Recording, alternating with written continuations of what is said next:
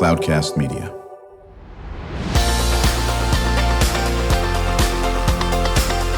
Drew Schlosberg Spotlight on the Community Show, amplifying the voices of social impact organizations, entrepreneurs, local nonprofits, and other community champions who shape the culture, creativity, and connectivity of San Diego. Brought to you by Mission Fed Credit Union, bringing good things to San Diego for over 60 years. Learn more about what is good for you and good for all by visiting www.missionfed.com. I'm Drew Schlosberg of Cloudcast Media, and we are pleased to have a return appearance from Dawn Hall Cunneen. She is the founding partner of Cunneen Booth LLP and the president of the Bar Association of Northern San Diego County. How you doing there, Dawn? Great. I know we had you on last time and found out in between commercial breaks when you're also a trust attorney and do all that. I said, listen, that is something that everyone needs to know about 10 times over. And certainly we'll get back to some of the cool things you do with the North County Bar Association. But I want to get right into trust as we can. How long have you been practicing in that area? Over 30 years. 30 years. What got you involved with trust? Why was that so important for you? So I started out in construction defects litigation in the 90s, which was rather a rough and tumble world for a female attorney at that time. And I learned that as I went through that process, I really wanted to focus my practice more on being proactive and helping people rather than all the fighting. And so I started doing estate planning and then was brought in as an expert in trust and estates litigation, and now I'm back full circle to fighting. So we do both. We do the estate planning for people and then the trust and estates litigation. You know, as we were chatting about last time you were on, it was off air because we were focusing on some other areas of it. I think it is just absolutely so important that people understand why it is so critical to have a trust and do estate planning. And I know for some people it's a difficult topic to chat about because you go, well, I'm not dead yet. I said, yeah, I get that. But, unless you're going to be the first person to never die, it's going to happen. And if nothing else, you should be doing it for your kids, or if you don't have kids, your siblings or whomever. And it never ceases to amaze me how people sort of don't do that. Why is that? I think a lot of it is more emotional than legally driven. I talk to a lot of clients who say, oh no, I've signed my estate plan. Now I'm going to probably get hit by a bus on the way home. It's that superstitious belief that if I'm prepared for something, it will expedite the occurrence of that event. And in 30 plus years, I've never had that happen. No one's died on their way home after signing their estate plan. And I think what people also don't realize is if you don't take control and draft your estate plan, the state of California has drafted one for you. And that is called intestate succession. It's funny because, and of course, this is your wheelhouse. We've talked about trust before on this. And talk about what happens when you don't have the trust and the state gets involved. Besides the fact you have no control, correct? You have absolutely no control. So if you die with assets in your name and they're not held in a trust, then your estate will pass by intestate succession. And the state of California has enacted statutes in the probate code that say exactly what will happen to your assets. Well, those assets will still have to go through probate. People think, well, if I don't have a will or trust, I can avoid probate. No, that's exactly how you get into probate. Right. And so in San Diego County, you're looking at probably a 2-year process now to have access to your money. And while the money is tied up in probate, even the surviving spouse is going to have to petition the court for a family allowance. You have no control over your money. It's all very public. Every debt you have, every Nordstrom shopping trip will now be available for public view at the time that you died. So it's a very public, costly, and time-consuming process. Yeah, and so the benefit of absolutely having a trust and do some family planning, phenomenally supersedes the alternate in this area. Is one of the deterrents people think it's too expensive to do a trust? I think that can be part of it, that the cost. But for example, if you have a standard estate, a house, a retirement account, and a couple brokerage accounts, you might pay $3,500 to $5,000 for your trust. But if you go to probate, the fees are a percentage of the gross value of your estate. Wow. So instead of paying $3,500 to $5,000 to a lawyer to do an entire estate planning package for you, you could be paying $10,000, $20,000, $30,000 in probate fees, and those fees are set by statute. So it's not that the greedy lawyers are charging more for the probates, it's that they're actually set by law as a percentage of the value of your estate. Now, is the percentage, static, that it's always 10% or 8% no matter what your estate is, or does it vary? It's a static system, but the rates vary. So it's 4% of the first so many thousand, then 3, then 2, then 1. Right. Our average probate fee when people come to us is usually around $30,000 to $40,000. Right. Exactly. So you go ahead and you don't do it. If you live in Southern California and you own a house, right now you're, even sheds these days, you're talking 1.5 million or whatever. Absolutely. Right? And do the math, and 4% of that is a lot of money. Okay, certainly a lot more than $3,500 in this aspect. It really doesn't make any sense to not do that. Talk a little bit. We're talking to Dawn Hall Cunneen. She is the founding partner for Cunneen Booth LLP, and also the president of the North County Bar Association. I'm Drew Schlosberg. As you're listening to another edition of Drew Schlosberg Spotlight on the Community Show, brought to you by Mission Fed Credit Union. In this area here, can people do a trust online? And do you recommend that? Certainly you can do anything online. Of course. Right? You can practically learn how to take out your appendix, but would that be wise? Probably not. Right. And I always analogize doing your own trust to taking out your appendix. If I watched a YouTube video on how to take out my appendix, I would think, I can absolutely do this. Right. Well, guess what? I'd probably die. No, you would die. I would because die. you wouldn't know how to do the anesthesia, and then you'd faint with the pain. Right? Exactly. With a scalpel inside. It's really the same thing with trust. There are so many programs, but one of the big problems is that most of the programs are mostly generically geared. And California is a community property state. And so these programs will have a community property overlay that doesn't work because they don't change all the provisions that need to be changed in their boilerplate programs to take into account community property laws. And oh, by the way, is your property actually community or is it separate? How have you structured it? What are your agreements? So there are so many nuanced, basic pieces of information that go into determining how we structure your trust.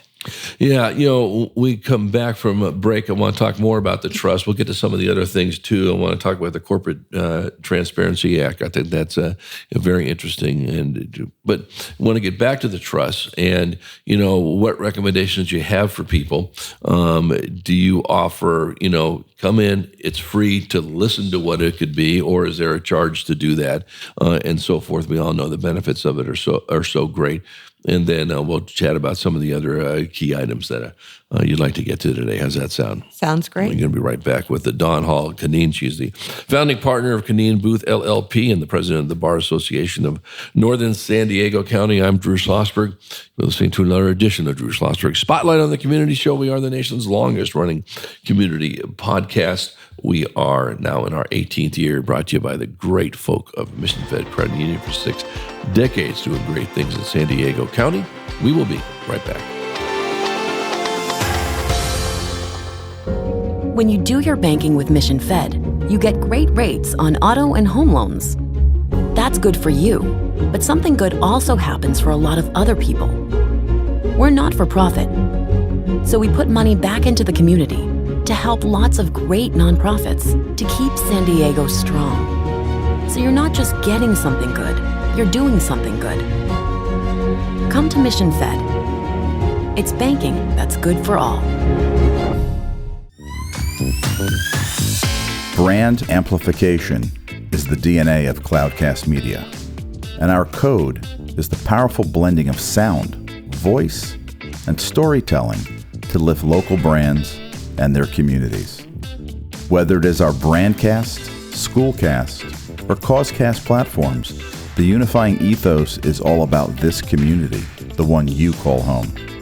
If you dare to dream and want to explore the brand amplification of Cloudcast, a national leader in local podcasting and other Winfluence strategies, please visit us at cloudcast.us.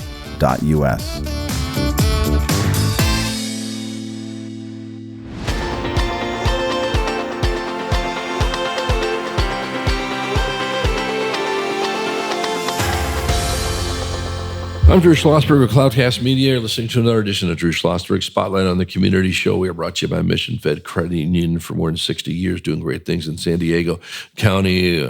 Making a return appearance on our Spotlight show is attorney Dawn Hall Cunneen. She is the founding partner of Cunneen Booth LLP and the president of the North County Bar Association. So someone listening to the podcast says, listen, I better get my act together. I should talk to Dawn. Is it a free consultancy when they call you? How does that work? Or does the clock start ticking as soon as they pick up the phone and call you? Sure. What I find is it usually takes about 15 minutes of conversation for me to assess, people's needs, and then I can give them a ballpark figure of what it will cost, and we go over the process with them. And then if they're interested, then we schedule the appointment, and that's when the clock starts ticking, when we meet in person. Right. And, I think, again, I cannot emphasize this enough. Sounds like a broken record, but, I've seen so many cases where, people, because they think their kids are trying to expedite their death. No, I just want to make sure that I am following your wishes. And isn't that what a trust is? You're following the wishes of the person who is still alive on how they want their property, their money, everything else dispersed, correct? Sure. And also, once you create a trust, the standard trust is a revocable living trust.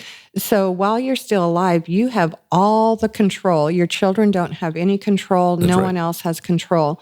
Only the person that you name as trustee controls trust assets. And if you name yourself, then you're in complete control. So that is a very common misconception that if I create a trust, I lose control. No, you don't. You lose control when you're incapacitated or dead. Right, exactly. And again, the key is, it's going to benefit whoever you're leaving your assets to. So the state's not getting a big percentage of it. You're getting it in that area. And it's just fair. It's fair to your kids. It's fair to whoever. You don't have kids, to the partners in your life, whatever the case may be. And it's the right thing to do, is it not? It absolutely is. And some of the litigation we have bears that out. Someone did a trust on LegalZoom, and she owned multiple commercial real estate in LA. And she said, I leave my estate to, and listed I leave 20% of my estate to, and listed 5 charities. She didn't put in the word each. So her intestate heirs, who she hadn't seen in over 30 years, came out of the woodwork and sued for over 6 years to try and get the other 80%. They argued 20% went to the charities, and the other 80% was undisposed of, so therefore it went to them. Wow. Multi-millions in attorney's fees, all because she left out the word each. One word. Right. And that's why you work with a lawyer like Dawn Cunneen on this thing. Let's do a little bit of a pivot. Talk about the Corporate Transparency Act and why it's important. Sure. The Corporate Transparency Act just went into effect on January 1, 2024, and it requires small and medium-sized businesses who don't have in-house counsel, who aren't talking to lawyers on a regular basis, to file a beneficial ownership information statement with FinCEN, which is a division of the Treasury Bureau. And so they have to give information about who owns and controls their business. Most small business owners aren't even aware of this requirement. If they fail to file in a certain time period, they're subject to tremendous fees, $10,000, $500 a day, depending on the various infractions. And then ultimately, if they continue to fail to file, potentially even criminal liability. Right. So is this a new act? This has been around for a long time. There are a lot of people that own small businesses, and so forth on it, whether it's an LLC, whether it's an SP, or whatever the case may be. How many of those do you think have no idea about this Transparency Act? The vast majority. It was just enacted on January 1, 2024. Wow, so just this year. Just this year. And so people aren't familiar with this requirement. And so I never heard of it. So and people think, I have an LLC that I never really did anything with, and it's out there. Doesn't matter. You still are required to file this form. And they think, I'm just a small business. It couldn't possibly apply to my nail salon or, my beauty salon. Guess what? It does, because it's geared at small and medium-sized businesses. Large corporations are exempt. So what consists of a small, is it a revenue deal? Is it employees? What consists of small? There's thresholds for numbers of employees and revenue. Yes. Right, exactly. So I have an LLC. This is the first I heard of it.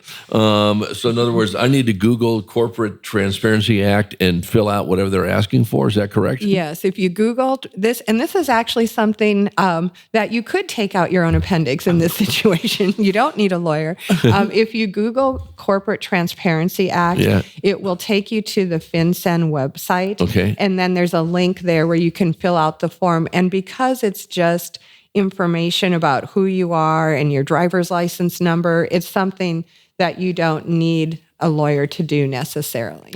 So why was this enacted? The stated purpose is to help the government avoid or detect money laundering and money laundering schemes. So that's the stated purpose. There are many who assume this is just another way for the government to track small business owners. Right. And I don't know why. Because people are paranoid. Yeah. Anyway, the stated purpose is to combat money laundering. Right, exactly. I'm not money laundering, by the way. Are you listening, feds? I'm not money laundering on this. No, in all seriousness, thanks for letting me know, and I'm sure our listeners are going to appreciate that as well. When I get, all discombobulated because I am horrible with technology, so I will guarantee you I'll go to the act and I'll hit the wrong button, probably send a missile to North Korea by accident. But that said, can I come to you and say I'm running into some issues? You can charge me. Absolutely. Free of charge. Oh, my goodness. And that's just for Drew Schlosberg. For Drew. Gift with purchase. Oh, my goodness. That is good. I'll make my own coupon on it. We're chatting with attorney Dawn Hall Cunneen, chatting about trusts and the Corporate Transparency Act. Dawn is a founding partner of Cunneen Booth LLP and the president of the Bar Association of North San Diego County. I really want to get back to the trust, though, in all seriousness, because I think it is such a critical area. You're really never too young, meaning a young adult, to do a trust, correct? Oh, absolutely not. We've had a number of very sad cases. I had a young man, 30 years old, went surfing, scraped his foot on coral, died 2 days later of sepsis. Oh, my goodness. And he had a wife and a small child. So, it's just the parade of horribles, right? In our industry. Right. But it's so important, and you need to protect your family. Yeah. We've had situations where young people died, and then the deceased person's parents claimed that, we gave the down payment for the house, so now they want to kick out the young wife. They're saying it's part of my house. It just creates so much trauma, because a young death is traumatic no matter what the circumstance. Right. And then if you have financial difficulties in family fighting, it's layering trauma on trauma. Yeah, and there's no question about it. And again, my mom had a trust. I've got a trust, I'm happy to say, obviously. And certainly it just outlines everything. And you brought up a very good point, which people don't understand. These are the wishes of the person, when they pass, of how they want things dispersed. You can be mentioned as a trustee, and you can't change a doggone thing on it. It is what is out there. And I've tried to explain to people, well, you're a trustee, so now you can sit there and, rook me out of some money. I go, no, can't. Here's what is dispersed. I'm just the one to execute it. I can't change one iota on it, correct? Absolutely. And a trustee is a fiduciary. So you are bound by the very highest standard under the law. So if you do not execute the duties of the office of trustee consistent with the trust instrument and the fiduciary duty requirements under California law, you can be surcharged, means you can be fined, you can be sanctioned, and on rare occasion, depending on what you've done, there's actual criminal penalties. Right. So, Dawn, for the listeners here are saying, this is great advice. I've been working with my parents. Would you please do a trust and all that stuff, and deaf ears or whatever the case may be? What advice? How do you coach someone to say, without taking a sledgehammer to them, right? How do we get somebody to understand how important it is to do this? I think part of it, when I work with people who are reluctant, part of it is also explaining that when you draft a revocable living trust, it's your incapacity planning. So if you become incapacitated, who's going to pay your bills? Who's going to make sure you get your required minimum distributions from your retirement account? So you need your power of attorney and your trust. And so I think when people understand that, oh, wait a minute, I don't want to be the subject of a court-appointed conservatorship and have all those costs while I'm alive and have no family member controlling things, they see the benefit. I think you have to see the benefit for yourself as well as your family, because people don't think in terms of dying. We're not wired that way. Yeah, I guess it's just so foreign to me, because I look at it as, this is what's great for me personally, but it's also great for my kids, okay, and spouse or whatever the case may be, because it makes absolutely certain this is how I want it dispersed. And you're not going to fight with who gets the baseball cards or who gets X, Y, and Z, because it's outlined. Joe Blow gets the baseball cards or whatever the case on it. How do they get a hold of you? Because I think it's so critical that people will actually ring you up and get some advice on trust. Sure. You can go to our website, CunneenBooth.com. And that's CUNNEEN and then booth.com. And you can also give me a call at 760-421-9689. Yeah, I think it's so valuable. Thanks for, listen, we could have spent 4 hours talking about trust and not even cover it. But the bottom line is it can be very confusing. Some of the language in there can be confusing. But folks like Dawn will be able to make it simple. It's a quick 15-minute conversation. She'll let you know, this is perfect for you to have a trust. Here's what the costs are. Again, I sound like a broken record. I cannot encourage enough people at any age, okay, to make sure they have a trust. Whether they got spouses, whether they have kids or not, you should be doing this. Dawn, always good to see you. Thank you for the great content. I know somewhere down the road we'll have you back on with some very, very cool clients that have benefited from the work that you do, whether it's in trust or other things you're doing with the North County Bar Association. Thanks for joining us.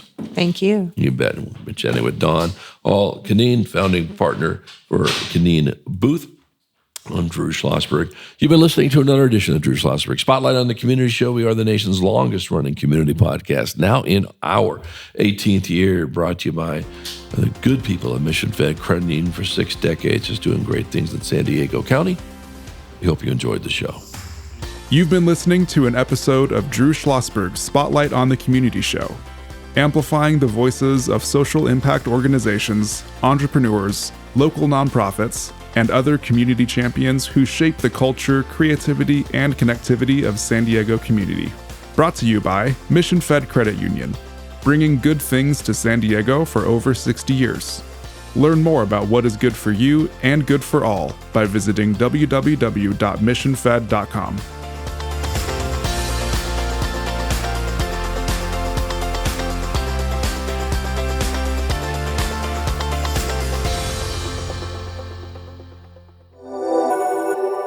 Cloudcast Media.